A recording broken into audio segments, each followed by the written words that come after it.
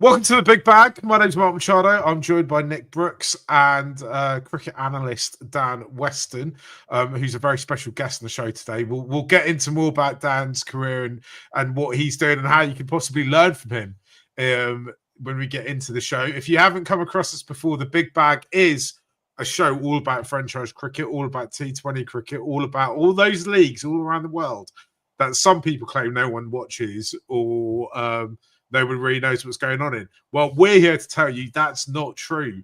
At least three of us are watching to some degree, sometimes on TV channels that we hadn't even heard of before we found them, and sometimes in places we didn't even know play cricket. But this is the Big Bag. We've got lots to talk about. Of course, the Champions Trophy is in full flow. While we're talking to you right now, Bangladesh are currently playing India. But there is other cricket going on. We've got the Women's Premier League, the kind of premier women's T20 competition. It's kind of the women's IPL. And I think we've all been keeping an eye to some degree on that. Dan, I'll come to you first, as it is your debut on the show. Who's been impressing you, or what's been impressing you about the WPL in the first few days of competition? Yeah, thanks, Mark. Appreciate it, and really, really glad to be here and appreciate the invite. So for me, WPL so far, for me, there's a few things that I noted down, because obviously I'm focusing on this tournament quite alertly, because I'm working with Birmingham Phoenix Women very intently this year on the recruitment side of things. So it's obviously I need to keep on top of all the goings on around the world. Couple of things that I noticed initially so far, obviously we're quite early days in the tournament, is the long-term men's IPL teams are 5 wins out of 7 at this stage. So maybe like that the transference of knowledge can be a positive across the IPL and the WPL. I still think that there's a dynamic of there being quite a big difference in level between the best players and say like a squad player, for example, and I think that's manifesting itself so far in games. We've now at the moment, I looked at the top run scorers and top wicket takers, and there's a big overseas trend. So the 3 top run scorers are all overseas. 5 of the 7 bowlers with 4 wickets or more are overseas as well. So there's a few dynamics there. So it's definitely that overseas recruitment is key. I think a couple of teams might have got that one wrong. So maybe we'll talk about that shortly. And also maybe interesting one to chat about a bit is the lack of usage of the extra associate player that you can have in a squad as well. So only Bryce at DC is really getting game time in that slot. So the question really at this point in time to teams would be, is the best associate players available better than the seventh best domestic player in each squad? That's a question I would definitely level at the management right now. So I think from my experience of watching Sri Lanka women play a number of associate sides, I'd imagine that actually most management teams are going, we reckon our 7th best domestic player is probably better than associate player, which I think is kind of boils back down to the question of who and what is responsible for the growth of cricket outside established countries, right? Because I definitely think you want to try and get associate players in, but should it really be left to the individual franchises to have to play that role? I think it's a really fascinating conversation to be had, though. Nick, have you been watching much of WPL? Have you got any kind of big takeaways from it thus far? I've been catching bits and pieces and I've really enjoyed it. That first game I saw where RCB chased down 200 plus and Richa Ghosh was slamming it all over the park was very entertaining. And I like the look of RCB more generally. They've got a really strong bank of Indian players with, like Smriti Mandana, Ghosh, Shriyanka Patel, although she's been injured. And then the overseas players, they've got, Danny Wire, Elise Perry, Georgia Wareham, Kim Garth. I like the look of that side. But we were talking before we came on about how concentrated the talent is. And I think it's a really good thing that this feels like you want the women's IPL to feel like the cream of the crop is there and all the teams have strong standout players. I think the teams look fairly commensurate, apart from UP Warriors to me, who look a little bit weaker than the rest. And I mean, normally I'm not a fan of 5-team leagues going into knockouts, but I think this is working well. I think you disagree though, don't you, Marky? Yeah, firstly, I mean, I think no league should ever be 5 teams. I mean, the minimum you want is kind of 6 sides, just because you want the jeopardy of actually a loss needs to mean something. I mean, the 3 of us are all football fans, right? And the way they with the new Champions League format, the frustration is that you can still lose quite a few games and still be kind of in the competition. And this isn't a unique problem to the WPL. This happens in a lot of T20 leagues where that jeopardy is just not there, and actually going into it, you can't quite get through with a losing record, but you don't need to be that far off it, which is just I think it's a really terrible place for a competition to be, and it just doesn't drive much interest early on in the competition, or it doesn't help with forming narratives around it as well. But I also think that there's actually a lot of women's cricket talent out there that just isn't getting a look into this competition. And the competition would be slightly better off if it had. I reckon it could easily go to 7 teams, and you wouldn't see that much of a drop in quality. But I'm open to being wrong on this, guys. If you've got strong thoughts on it. For me, I think if you expand to 7 or 8 teams, I like an even number of teams in a league, basically, I think that you probably need 5 overseas players to maintain the quality of the league, or an extra overseas player could be an impact sub like the in the men's IPL. Look, I agree with you, Mark, 100% on the qualification nature and the lack of jeopardy in a 5-team league. If 4 teams are qualifying out of a 5-team league, it's hard to do badly.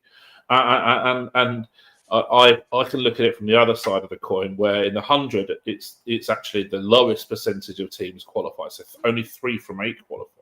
And I remember in season 2 of the 100 in 2022, we at Birmingham won 5 out of 8 games and didn't qualify on net run rate, and that still remains now the highest win percentage of any non-qualifying team in an individual franchise league tournament. But 5 wins out of 8 in a 5-team league, if you play each team twice, I mean that you're coming in the top 2 probably easily, and you definitely don't have any dangers of qualification or failure of qualification. So yeah, I like a bit more jeopardy. I think the 100 is probably a little bit too extreme the other way, but I think like 40-50% of teams qualify. That's probably quite fair. You see, I think about the kind of going back to the jeopardy issue around the 5 teams, is I always think in any league, in across sport, across all cultures, there's always one team that for whatever reason, and it might not be recruitment or various, there's a million different reasons why, there's always one team that just doesn't function, doesn't fire that particular season. So just having 5 teams basically just eliminates that side. It looks to me at the WPL that there is one team that isn't quite doing anything, which is the UP Warriors. Dan, you mentioned you thought their recruitment was a little bit off. You're looking at it, it's full of superstars. What do you think they got wrong? So for me, I just think there's an imbalance of overseas versus domestic players. So if you look at their squad, most of their top and middle order batting is domestic focused, and they've gone more bowler heavy from the overseas recruitment side of things. And look, if you're looking at the bottom 2 teams in the comp so far, obviously it's very early days, but Gujarat have actually got the opposite dynamic with domestic bowlers and overseas batters. So my thought process instinctively should be probably that there should be more of a blend between overseas, maybe 2 overseas batters, 2 overseas bowlers, or some kind of combination like that into all-rounders or whatever, but not a complete imbalance of like 4 batters or 4 bowlers, if that makes sense. Yeah, we should probably talk a little bit about your background here, Dan, and why you're such an expert in this, because you've worked with, you mentioned Birmingham and Phoenix, but you've also worked with a number of teams around the globe now. Yeah. In recruitment. Can you tell us a little bit about who you've worked with and how it works? Yeah, look, who I've worked with, I've worked with my main county roles have been with Leicestershire and Kent. Not working in county cricket at the moment though. So my main role at the moment is as data insights manager at Birmingham and Phoenix, which I've done since the comp was set up in 2019, so almost 6 years there now. I'm doing some other stuff as a sort of a consultant at the moment with a few other teams. I just started working with a Big Bash team that looked a really interesting project as well. And I've actually got a couple of conversations with some other teams in other leagues over the next week or so as well. I've previously done the IPL more as an auction consultant rather than an in-tournament thing. So I was at the mega auction in 2022 with Punjab Kings, and just done bits and pieces in some other leagues like T10 and stuff as well. So there's been a lot of different roles. It's quite we talk about lack of jeopardy in T20 cricket. Well, let me tell you that there's plenty in the employment side of things, and oftentimes if the coach gets sacked, then everyone goes, kind of thing. So that's kind of pretty much what happened at Punjab. So that it's, in terms of job security, it's not fantastic, but look, it's been a fantastic journey so far over these sort of 7 years or so that I've been working with teams. So really enjoying it, and I've got a lot more that I want to try and achieve as well. Probably looking, obviously, probably renowned mostly for recruitment expertise and knowledge, and the model building side of things around that. But there's a lot of other stuff I can do. I'm doing a lot of work now in sort of the business of cricket side of things, and I think we'll probably get on to chatting a bit about the sort of 100 teams later on in this pod as well, and the sale of the 100 teams. And I'm fascinated by the business side of things as well, and I'm probably looking to generally evolve into that sort of sporting director or head of strategy role moving forward. Amazing. If people want to kind of ask you questions and learn a little bit more about what you do, you've got a seminar this weekend as well, right? Yeah, on Saturday. Yeah, it's 10 a.m. UK time, 3:30 IST. Doing an online seminar.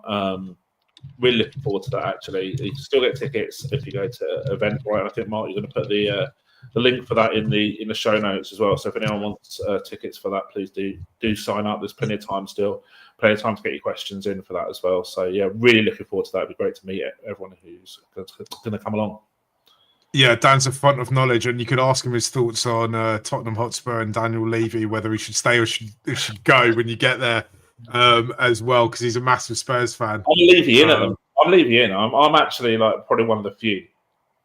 I'm not a Spurs fan, but I think he's done a great job. I mean, it's a great stadium, and you look at the last 20 years, you've done everything but win stuff.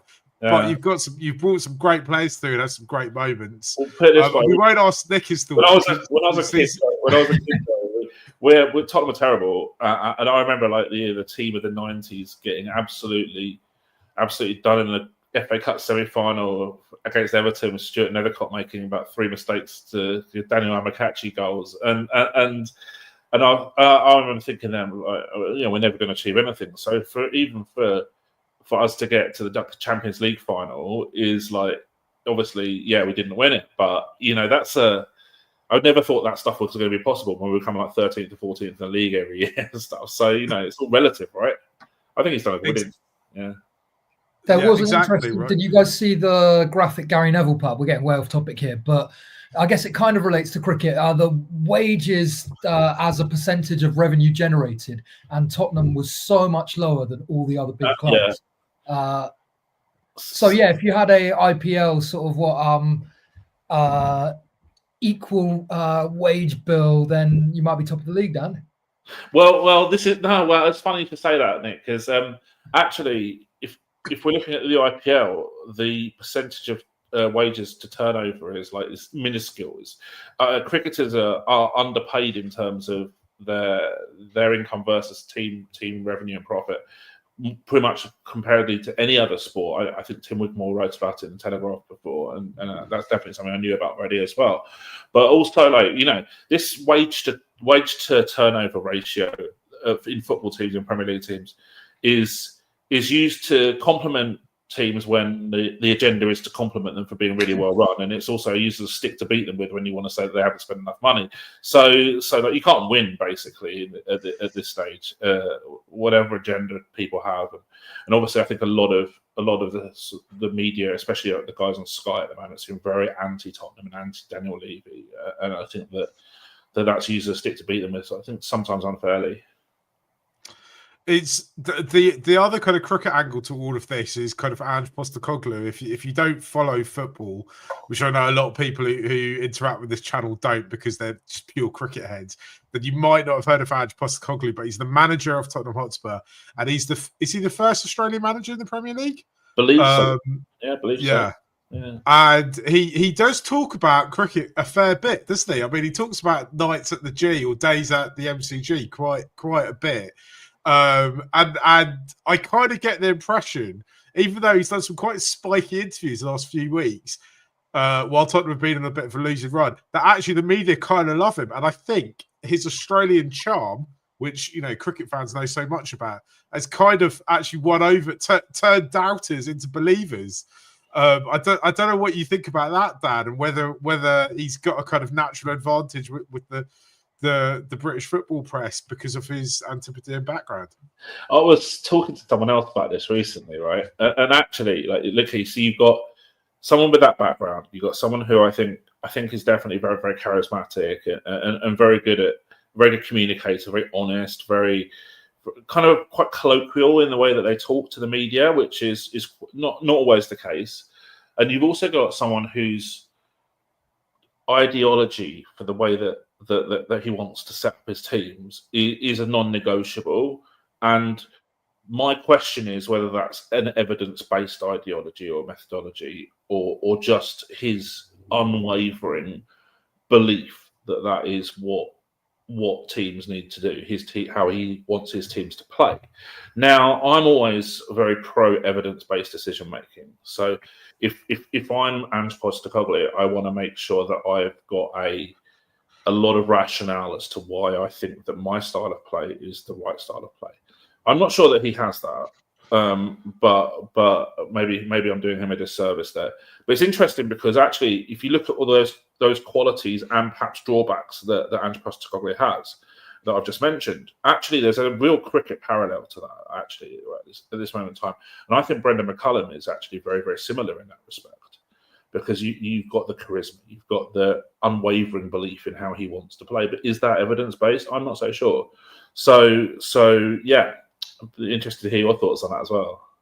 Well, the one thing I'd say about Brendan McCullum, and I say this to somebody who has nothing but good intent for the English cricket team, is that it's absolutely incredible to me how little emphasis him and Ben Stokes seem to place on actual results, stringing results together, and kind of achievements beyond the style of play. It's like the style of play is absolute king. The comparison I would draw it to in football is Bielsa, right? Where it's like it kind of doesn't matter if you win, it doesn't matter if you get promoted, it doesn't matter if you get relegated, but you've got to just play a certain way. And it's the lack of pragmatism. I mean, I'm a really strong believer that the best coaches, the best managers across all sports are really pragmatic and go, right, this is what I've got. This is how we win tournaments. Maybe that's because I've always supported teams that have won stuff kind of not being the most well-resourced side.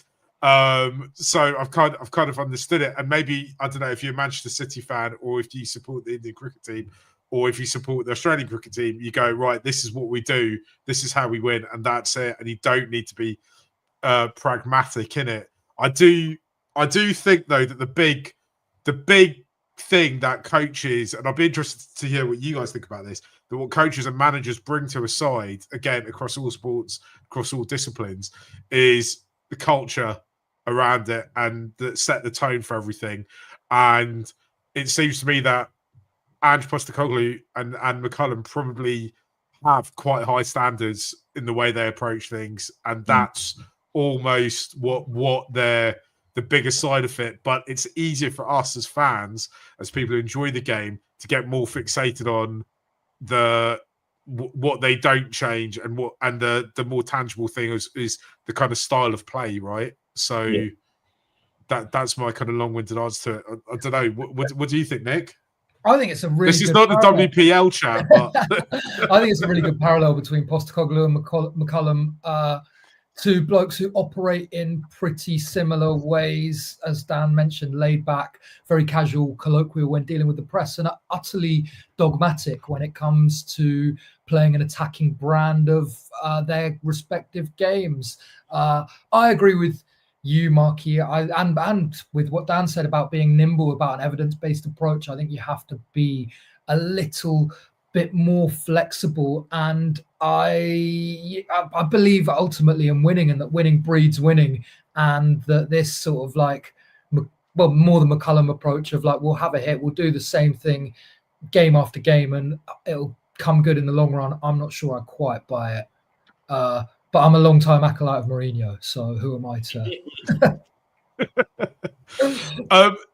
Dan, bringing this back to a cricket context, if you're in the trying to midway through 100 season and trying to figure out how you beat London Spirit or whoever you've got to play next, how much can you go, right, this is how pragmatic do you have to be because of the pressures around the way teams are structured and squads are structured, and that it is, I know the 100 has a bit of a hybrid kind of auction, draft system or whatever, and when you to take that back even further, when you're recruiting, how much do you think about that as well? A hell of a lot is the answer to that, Mark. Is that you've got to consider every factor that's around you, all the information that you've got at your disposal at that point in time to make the decisions that you make, or to recommend the decisions that you make. It should be taken into account. So, for example, you're looking at, say, you used the example of London Spirit. Let's say we're playing at Lords, right? And we'll definitely look at what Lords represents as a challenge in terms of the venue. I think there are quite unique dynamics to Lords, and quite unique, different sort of boundary sizes, and just the general pitch dynamics that you would look at. Secondly, that you would obviously look at the squad that you're playing against. What are the threats? What are the opportunities? How do we keep the best players quiet? How do we exploit the weaknesses that we think that they've got in their squad? Because every squad has a weakness, because you only have a fixed budget to spend on players. It's impossible to draft or buy a squad which has no holes, because that's I think one of the beauties of a level budget franchise league is that's impossible. You can't be like how Man City have done, just spend your way to titles. It's a lot more level playing field. And so we'd look at all the options. How do we combat the threats that they pose, and also how can we kind of mess around with their game plans a little bit as well? This stuff I really put a lot of emphasis into and a lot of thought into.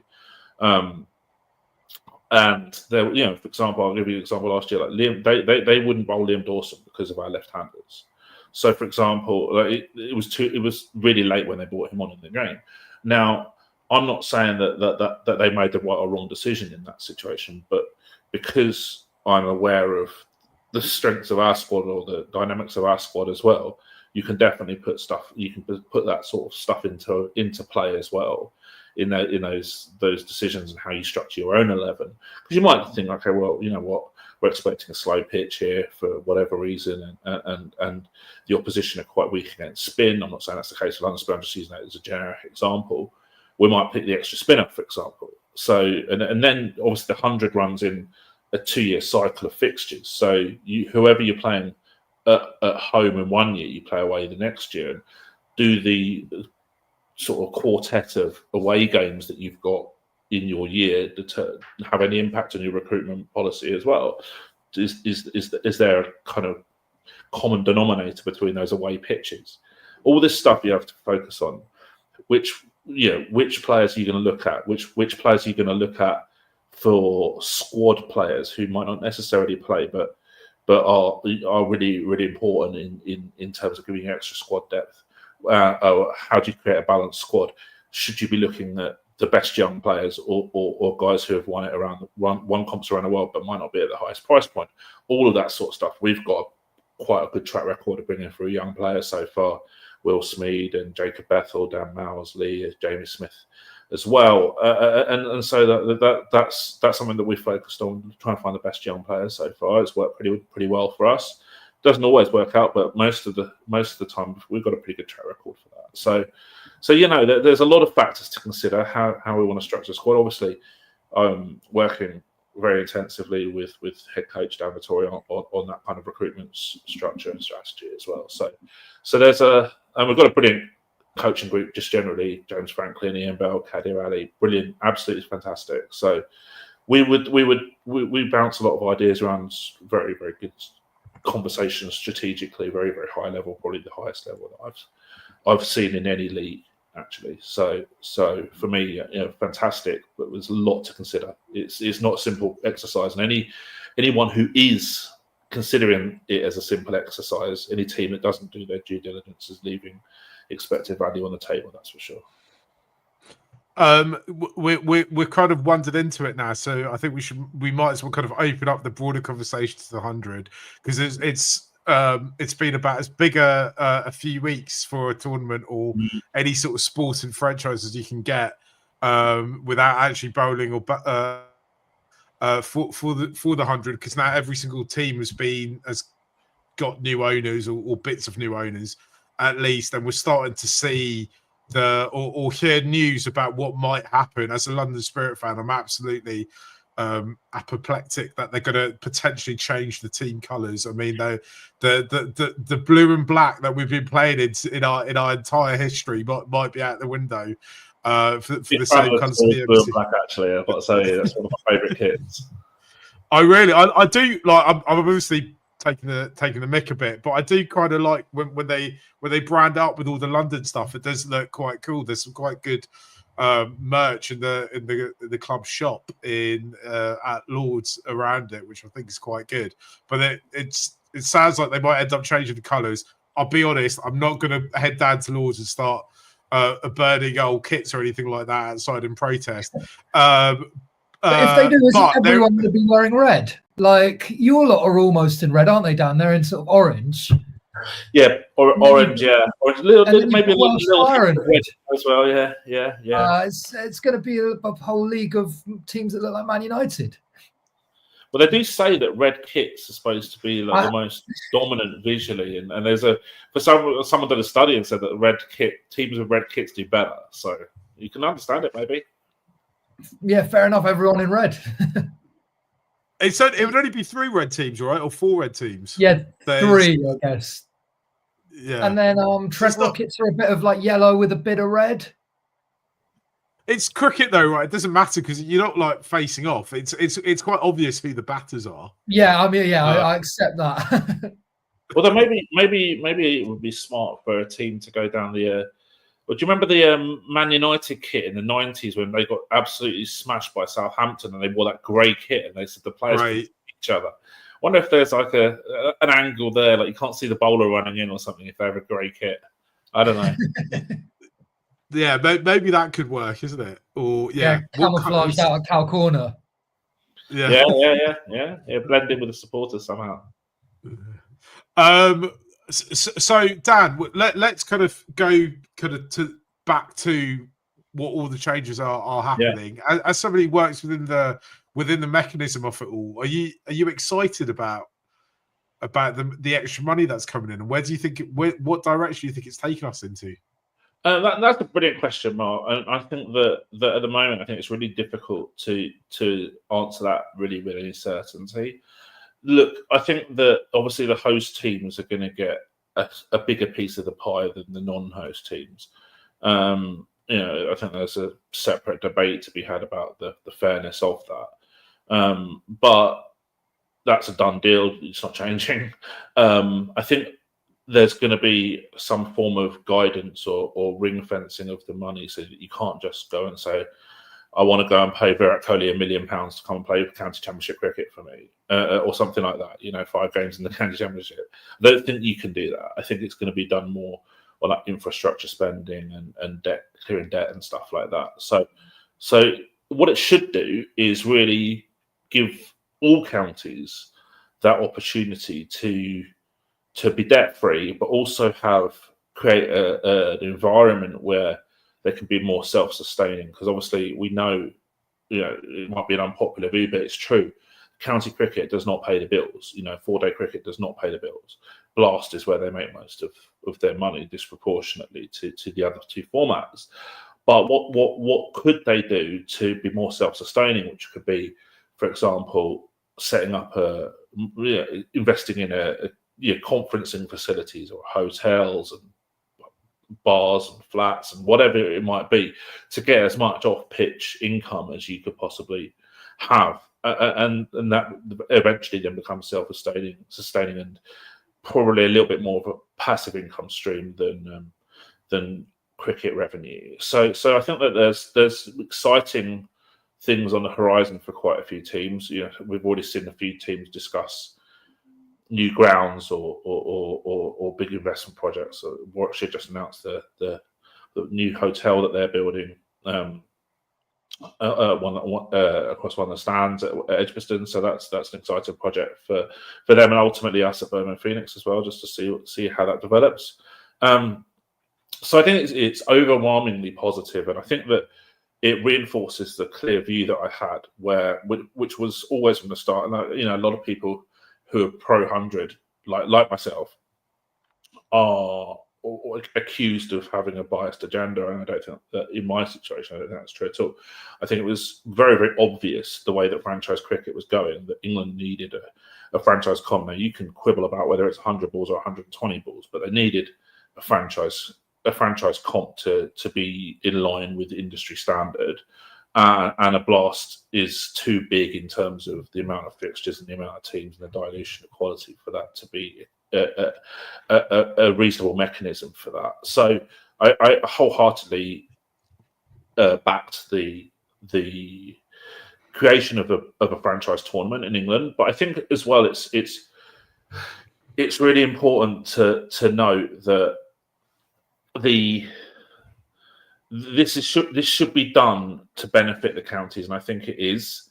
And also, a lot of people are focusing on the fact that the tournament was like maybe loss making for the first couple of years or whatever, and banding figures around like 20 million losses. Well, I said at the time, and I'll say it again now, and I've been proven right, is that most businesses, if you could sell a business, which is it's not the business, it's just the teams. It's not the running of the league. The league would be worth a lot more as well. Yet that we're not even considering the sale of the league.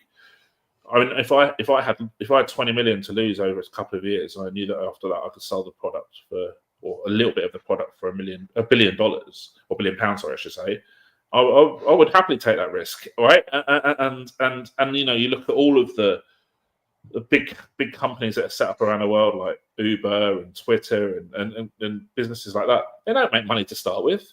They are making money much further down the line, or they're losing money but deriving a huge market valuation. And I think that you could see that was what the 100 was going to do. And I think that the people who are criticising it for short-term loss making quite short-sighted and probably had other agendas. Have you, as a member of Birmingham Phoenix staff yet? Have you heard from Tom Brady? not yet, but I hopefully we'll get the opportunity to do that in the future. It'd be fantastic. Obviously, that's one of the exciting parts of this, where you get to network and meet with the renowned people around the world in different sports and stuff. And if the opportunity comes to learn best practice from the American sports side of things, or Birmingham City FC, then see how they operate. That would be fantastic for me. I think the opportunity to knowledge share across multiple sports, I think, is really exciting. Nick, what's your kind of take on the role that county cricket can play in the English cricket ecosystem going forward? Look, I think it's the bedrock of the English game, and people often talk about county cricket like it's some obsolete thing, but it's very easy to forget that it's still the breeding ground. It's still where players are developed, right? And so it serves a huge role. And we were talking the other day, weren't we, about the influence that 4-day cricket skills have on white ball skills. And I think that you see that a lot, that players benefit.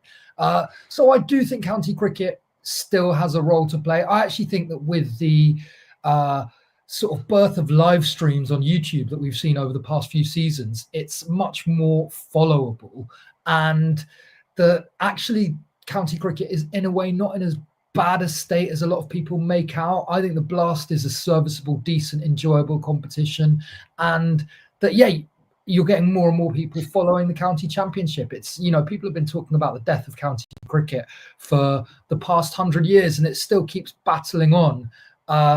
So I think that county cricket can still play a role. I guess the issue is, which Dan touched on, is that the kind of chasm that's developing between those teams who are at the bottom of Div 2 in the county championship and the big powerhouses, your Surreys, your Somersets, that gap doesn't seem to be going anywhere. And I know there are teams who have not won a lot of games in the county championship for 2-3 years running. And so how that is dealt with, it needs some future planning. I don't love the current 2-division structure. I think a sort of 3 of 6 would work better, but I've heard people criticize that.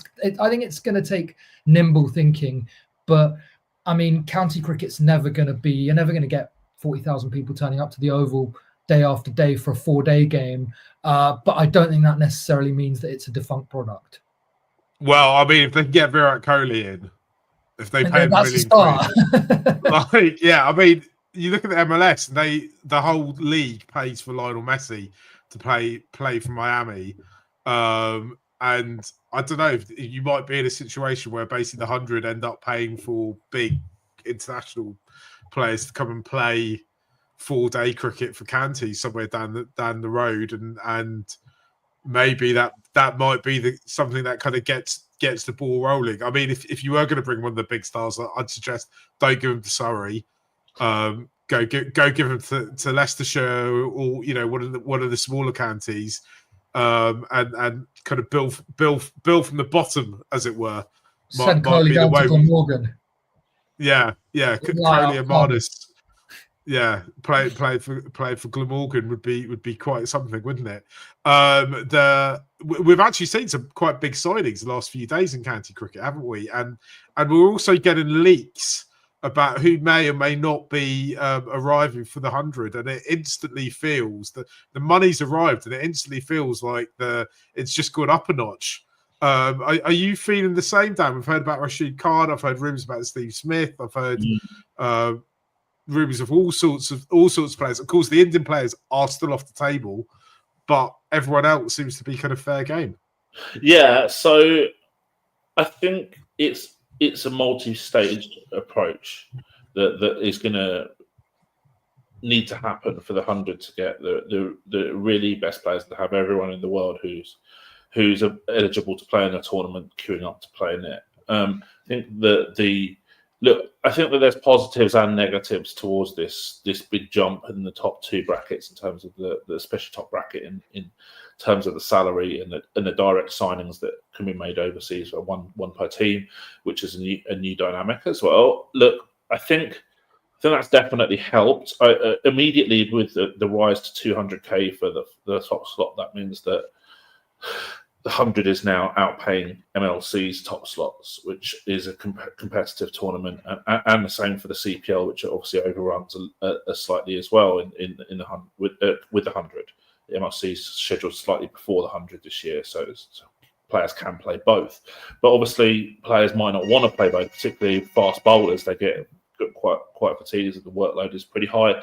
So now they can make a decision where they come to the 100 and not the MLC, because they're getting more money in the top slot, for example, than they would at the MLC.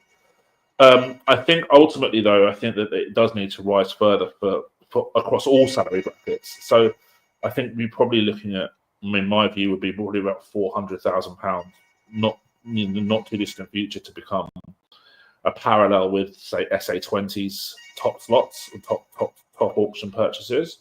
So I think that needs to happen, because one thing I've noticed over the years working in the 100 is that there's been a decrease in South African players who are registered. The top marquee South African players registering for the 100, and I think that the fact that they can maybe earn £400,000 or £500,000 a season in their own domestic comp is a factor of that, because they don't need to earn, they don't need the money so much as perhaps they did before the SA20. So the SA20 has had that impact.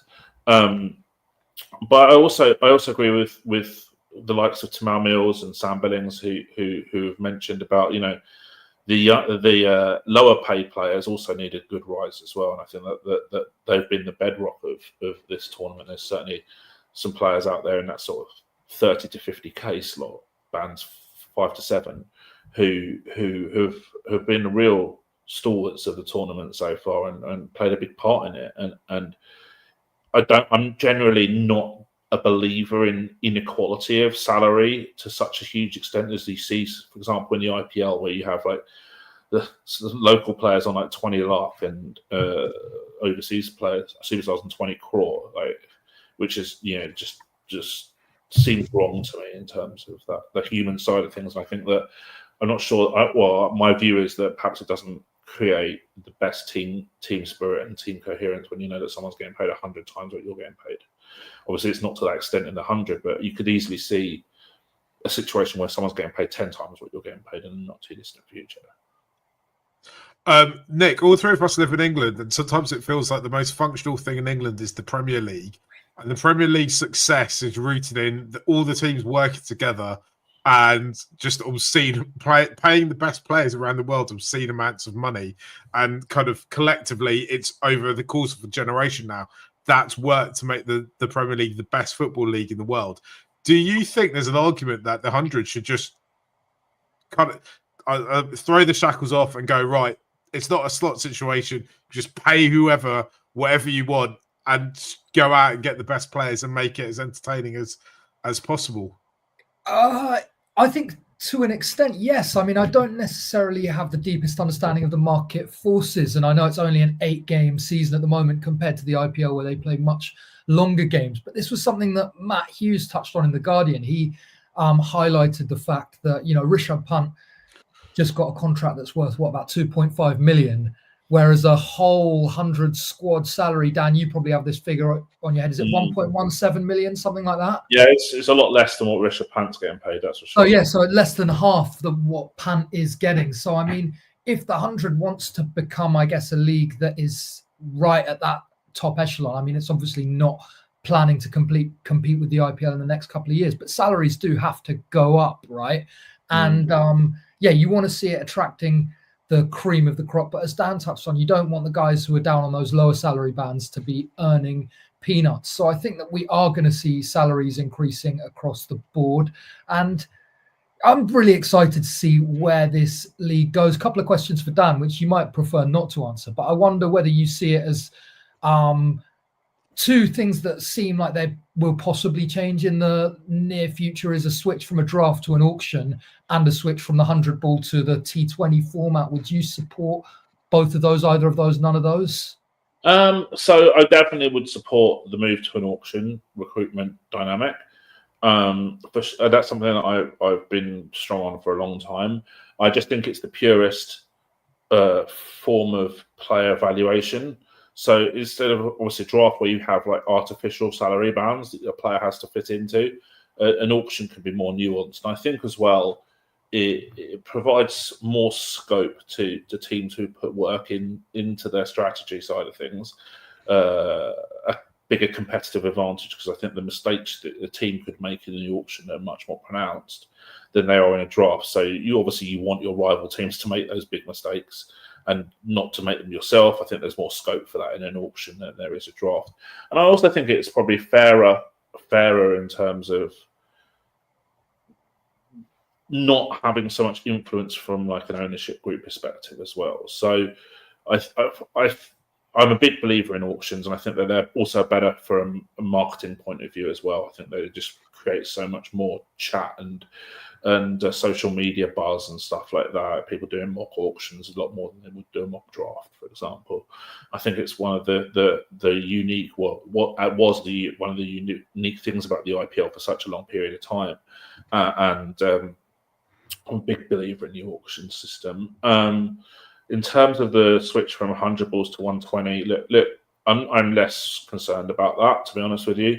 I felt that one of the things that we've managed to get an advantage on early in the first few years of the 100 was to understand how the 20 ball difference in resources impacts on planning and what might be a good score, for example, in 100 balls compared to say 120, and how you can structure a batting innings or bowling distribution. So there was perhaps some competitive advantage to start with by doing that research, and I'm absolutely fine with keeping it 100 balls. If someone turned around to me and said, "Look, it's going to T20 immediately," I wouldn't be that worried about it either. I'm quite ambivalent about it already. When you're doing your research and look at the data, how much does those 20 balls affect kind of what you would expect in terms of performance? Because does it really impact things like strike rate or bowlers' averages? Yeah, look, there's a lot that goes into it, Mark. Obviously, last year as well, there was the well publicised ball that was being used as well, which was done plenty at the outset of a batter's innings, the team's batting innings as well. So that's another kind of variable in the whole situation as well. Look, definitely, I used data from T20, I used data from T10, and worked out how teams approach T10 compared to T20, and obviously the 100's like a third of the way between T20 and T10. So you can kind of look at what you think probably a good score is, how you might construct a good score in terms of, for example, boundary run production, non-boundary run production, stuff like that. And what was the intangibles I remember in the first season was how teams would approach like the double over situation, for example. So one of my key objectives in year one was to try and work out whether this double over was a good thing or a bad thing for bowling teams, and getting a handle on that. And I think again, I don't really want to give all that stuff away, but it's quite nuanced actually. And I think that there are times when it's a really good strategy, and there are times when it's pretty disastrous. So that stuff is. I think I like the tactical dimensions of things that aren't in other leagues, because I think that if you put the work into it and do the research, you can get nice edges, and obviously that's how I operate. So the more of that, the better. Like, you know, for example, like in the Big Bash, they had they used to have the Bash Boost. I think it was whoever was winning after 10 overs, and like teams were so like inept at planning for that bonus point that was like a quarter of all the points that they could get in the game, kind of thing. And I'm like, you do realise that like you could probably win 30% of games, but if you make sure you're winning at 10 overs, you probably would qualify. And like actually, like they didn't understand the importance of that. I remember there was one game I think the team needed like two runs off the 10th over to get the opponent's point. He played out a maiden. I'm like, what on earth are you doing? Like, yeah. So like, all that tactical stuff, I love it all. So yeah, the more the better for me. There's been a lot of talk around the 100 about Indian players. The current stance, if you don't know, if you're watching or listening, and if you are watching or listening and you want to send us a question, please do. The current stance around Indian players is the BCCI do not let their players play any tournament apart from the IPL and various other domestic tournaments and play to represent the national side. There's been a kind of rumours in the papers, or I'd say rumours that started off as chats, which are now obviously written in papers, that various different owners feel they might be able to pressurise or put enough pressure on the BCCI to eventually get the Indian players to start to be available for the 100. So my kind of question is if and when that becomes the thing, obviously we can part the big superstars to the side, because no doubt you want to sign Sky or Bumrah if you possibly get the opportunity to. But is there value in looking at kind of Indian domestic players, and how do they shape up to English domestic players? Yeah, so it's such an interesting discussion. Look, obviously, the BCCI have made their stance pretty clear on this to start with. So I think that it's really on them to change that. I think that the top end, the Indian stars are probably among the best in the world, and we've seen that with the national team performance in recent tournaments. You know, they're favourites pretty much every white ball tournament right now, and the difference I think is the depth in the English talent pool in the men's tournament, particularly, where I think the 50th or 60th best English player is still playing franchise cricket over the winter in the league, and they're getting great experience playing in those leagues. I think the 50th or 60th best English player is better than the 50th or 60th best Indian player. But I think that the high-profile guys from India have the edge, and I think that's where actually the ecosystems are really, really interesting, actually. And maybe you could say that not being able to play franchise cricket and not being able to play international cricket if you're the 50th best Indian player, because you're not getting picked for India and you're not able to play in overseas leagues, it does stunt the development of those type of players. It can be quite difficult. Whereas English players can go around the world as long as they get NOCs, which is another topic in itself. For me, like that's a unique thing for each country. I think if you're going to go down, I mean, there's a few ways you can approach the Indian players in 100 debate. Obviously, like I said, the BCCI have the final say on all of this. Could there be a scenario where like the best young Indian players have like a designated slot in a 100 squad? I think that would be really fun. I think that you could have maybe like the guys who maybe they've played less than 10 games for India and they're aged under 25 or something like that. The best young superstars. Could there be a designated slot? I think that would be pretty fun. I think that the other way you can do it is if all the new owners are really, really rich, they could offer 10 million for the top slot and test the marketplace. Because I'm sure that if you're high, even if you're top Indian players in the IPL and you're getting 20 crore, that's £2 million. If someone says, well, there's 10 million at stake in England if you want to not play for the national team ever again, there's going to be a few takers. So you can test stuff by markets and you can test stuff by negotiations and stuff. But ultimately, I'm sure that there's going to be a lot of desire for Indian players to play, not just in 100, but for example, SA20 as well. That every team's owned by an IPL franchise. So, it's a talking point and it doesn't go away. What we planned to talk about beforehand totally went way off topic the minute I brought Daniel Levy into the conversation. But I want to look at like the SA20 for a minute, because when me and Nick were talking about it, one of the big kind of themes that's come out of it, is it his third year, second year or third year?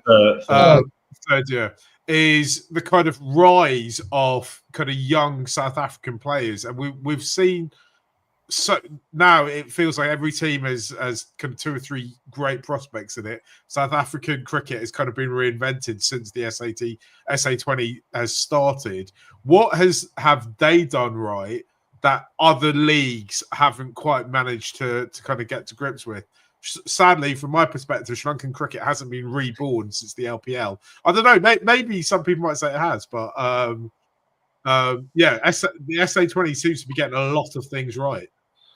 Yeah, I definitely agree with that. I think all 6 franchises are owned by IPL teams. I think that's a real positive for them in terms of that knowledge sharing potentially and infrastructure.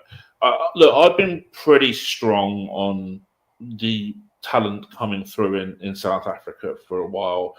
There was a bit of a famous debate that I had with Harsha Bogle about that a few years back on Twitter that I still get people commenting on now. And like I was very strong then. I mean, you could see them all coming through. Obviously, that might be like a Ryan Rickleton who had a great year in SA20 this year. probably couldn't foresee at that point in time. He was probably only about 15. Luandre Pretorius, his impact was a bit more tougher to predict, but I think that those kind of stories where you have those breakout players and the 19, 20-year-old breakout players, and then go straight away and go and get a blast deal at Hampshire. I mean, this is what I think one of the greatest things about franchise cricket is that the opportunities worldwide that it can generate if you do well and people want to sign you literally the world's your oyster. Yeah, it's quite an incredible thing when you look at the number of people who go out playing, and now we've got the kind of rise of the Legends League as well. Just before I came on, I saw a picture of all the Legends captains, and you're like, that is quite impressive that they've got Dundalker and Lara and Sangha and Owen Morgan and everyone else. John T. Rhodes, I think, is captain of the South Africa team, all signed up. It's just non-stop cricket forever. Back to back. I saw Ian Bell yesterday, and I think that I think he's flying out there today actually to go and play in it as well. So it's fantastic names in there. Yeah, we at some point we should do a show about it. I think. I don't know where it kind of fits, but I know also that there was like loads of iterations of it as well. Much like T20 cricket, there's suddenly quite a few of the leagues, and also I know from following various Sri Lankan accounts that they were trying to go get some quite old men basically to play it. I mean, at one point I think they were talking about Arjuna playing it, and I was like, no way. He's 60 now, isn't he? He's 60. I mean, you'd think that Sangha would absolutely be like tearing this league up, right? It does seem that I mainly get it through retired Sri Lankan cricketers as well, and it does seem that some of the names you get mentioned, there's a fair gulf in age and standard. But just back to the SA20 for a moment. Another quick one for Dan. Beyond the sort of obvious ones, the Rickletons, the Brevises, the LDPs, was there anyone who really caught your eye through this edition of the tournament who wasn't like massively on your radar, or who might not be on people's radar? Yeah, so look, I have a database where, and I think this is a pretty unique database of every young player in the world, or everyone who I think has got some extent of potential, and there's about 20 South Africans on there. So before every tournament, I'll look at the list and I'll keep an eye out on who I like and who I think might do well. So I have this constant watch list. So I'm not really surprised about the breakthrough players. Obviously, Pretorius was on that list, for example, but maybe he wasn't 4 years ago when I was so bullish about the strength and depth of South African cricket, the players coming through. But he's on the list now. So like this stuff's not a surprise, generally speaking. So I would generally be pretty shocked if there was a player that I didn't have my eye on who had a really good tournament. So to give you some context, like you have CPL, for example, and like Joel Andrew had that breakthrough a bit last year. I think he got 50 in the first game, and obviously was, I think, the youngest player in the league. He was like the number one player that I had on my list from the West Indies, for example. So having these databases, having doing this extra research and watch lists before tournaments and stuff like that, I find is probably in advance of what a lot of people do in this world in terms of the cricket industry. So yeah, it's something that I try and work really, really hard on, is to keep tabs on all of those domestic talents and young domestic talents in particular before they become famous. But do you find it's how easy is it to judge before you see it? Because I'm thinking of like someone like LDP, who's obviously 18, 19 has come straight in and smashed it, as opposed to maybe someone like Yash Dul, who had a lot of hype from the under-19s and has made that transition. How easy or hard is that to kind of tell in advance? Well, I think it's relatively straightforward in understanding a player's current level, because you have, for example, Yash Dul has like Syed Mushtaq Ali Trophy matches that he can play. He has under-19 matches for India that he played in the past. Same with LDP, and the same with LDP in terms of that lower level South African tournaments that you can play as well. Even List A games and stuff have some bearing, because if a guy's hitting 10% sixes in List A cricket, that he's going to be a monster in T20. Like in terms of 50 over versus 20 over comparison. So look, there are things that you can do. You can do a lot of age curve analysis. So I'm looking at not just at the best young players, but I'm looking at the best young players at a certain age, and then I can attribute like an average rate of growth for that player, so that I can predict like what they're going to be at when they're 25, for example, if they're 18 now. And I can also look at what a player does when they're 18 compared to what current international players did at the same age, and that's found me a few young talents as well, because I know that, for example, player X is better than all of the, like I found this, right. So I'll give you an example, and we didn't actually sign this player in the end for various reasons, but Tilak Varma in 2022 IPL auction, like I proved that he was basically as good as KL Rahul, a year younger than KL Rahul at that stage, if that makes sense, in their first breakthrough season. He was doing better than KL Rahul did at a year when KL Rahul was a year older. So it was like the biggest no-brainer to sign this kid. And obviously now he's worth multiples of what he was bought for in 2022. I did a similar sort of analysis actually with Will Smeed in first year of the 100 as well. Like, he's the numbers he was putting up at, I think he was only like 17 or 18 at the time, were like just so much better, and he had so much more power than the current England players at the same age. So like, that stuff, when you're signing a young player like that, it's not a punt. It's a recruitment exercise where you've got a much more chance of success than a punt, and the risk reward ratio is amazing. And even if you get the odd one that doesn't work out, because players' growth isn't linear, right? You mentioned earlier about Yash Daul, right? Well, I think Yash Daul has still potentially got a very, very high ceiling, but he just hasn't had opportunities in the IPL, and that's not necessarily always the player's fault. The coach might not rate him. The coach might have signed 5 other players who also play the same role as him, for example. Like this stuff. There are various reasons as to why a player's development isn't linear. There's injuries, there's off-field stuff, whatever it might be. But lack of opportunity is probably one of the main factors. And generally speaking, in franchise cricket, and I just been doing some analysis on this actually in one of the leagues around the world, is that there's becoming more and more of a bias towards veteran players than there is towards giving young players opportunity, and that's gonna hurt some national teams in the future, because their player pools are just becoming more and more constrained. Dan, I'm finding this whole conversation absolutely fascinating. Have you got a metric, or do you, when you're talking about who you potentially recruit, how much do you guys look at a player's personality and kind of the larger part of what they might bring into a dressing room beyond their cricketing skills? It's a great question, Mark.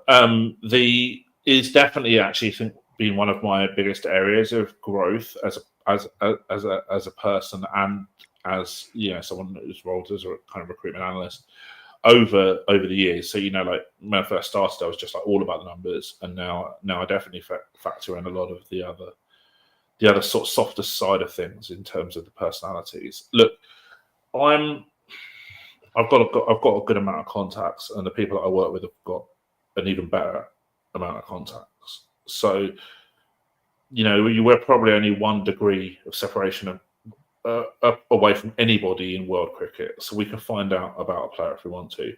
I think cricket's still a bit far away from football, where football teams, like a Premier League team, might pay an external company to do like 10 years deep dives into a social media history of a player or something like that. But there's stuff you can do that doesn't cost a thing and might take an hour of your time, but that's nothing when you're looking at buying a player. So certainly a lot you can do in that. It's definitely a factor that I think is really valued by coaches. They don't want a disruptive player.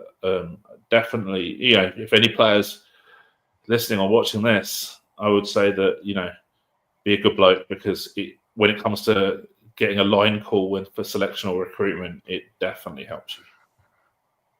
Fascinating. Dan, I don't want to keep you for too much longer. We've been going on for over an hour already. I think I want to end on talking about the IPL, because it's only for the men's iteration of it. It's only a few weeks away before it all starts. You've worked with IPL teams before, or an IPL side before. What, at this point, even though all the players most of the players are away playing other bits of cricket, what will they be doing in the back office now? What will the preparations be? Again, a really interesting question, and I can't answer that with any certainty, because I think what the differences between best practice and current practice are probably two different things. So, month roughly ahead of the first game of the comp, and you're for me, if I was with the team now, I would be planning everything. I would be looking at the teams, the league dynamics. Really looking at how I can get those 1%ers over my opposition. If I can get 5 or 10 of those 1%ers over the opposition, I'm pretty happy with that. There's probably going to be some discussion on replacement players, because there's going to be injuries. So, a side note from that, obviously with the PSL running concurrently to the IPL, there's a fascinating dynamic actually, because the players who are overseas in the PSL, overseas players in the PSL, a lot of them probably would have been on the top of the list for replacement players in normal circumstances. But I think it's going to be really tricky for IPL teams to persuade a PSL player to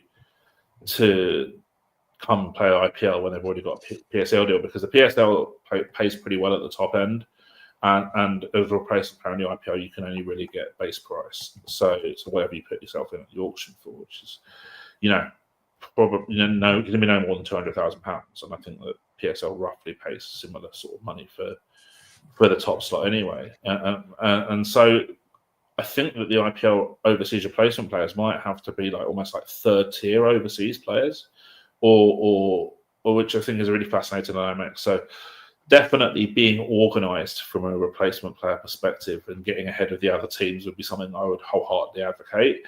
I'm sure that there's probably some training camps going on, or will be going on, for the domestic players who aren't playing Champions Trophy, and that stuff I think is valued a lot by IPL franchises, and probably given the fact that the IPL tournament is longer than the average franchise tournament by some distance, that sort of getting to know you side of things is probably pretty useful. A few practice matches, stuff like that, but then I get the kind of feeling that there's probably some teams and they really haven't done a lot yet. So I don't know. Yeah, like I said, what's best practice maybe isn't currently what some teams are doing. Amazing. Dan, thanks for joining us on this edition of The Big Bag. If people are listening, I want to find out a little bit more about your work. Do you want to tell us where they can find it, and also tell us a little bit, remind us again about the seminar, put the links in the show notes. And thanks, Mark. Thanks for having me. Really, really appreciate it. And it's been fantastic. Thanks for coming on. It's been brilliant. Yeah, it's been wicked. So you can find me on Twitter or X at SA Advantage. You can have me on LinkedIn, Dan Weston. You can drop me an email if you want at sportsanalyticsadvantage@gmail.com.